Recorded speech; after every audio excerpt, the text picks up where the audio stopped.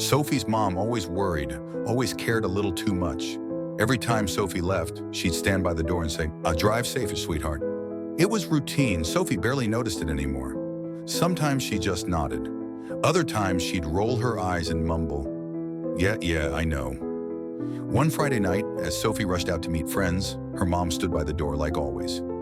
Drive safe, sweetheart. Sophie sighed. Mom, I'm not a kid anymore. Her mom just smiled. I know, but you'll always be my baby. Sophie smirked, grabbed her keys, and walked out without looking back. That was the last time she ever heard her mother's voice.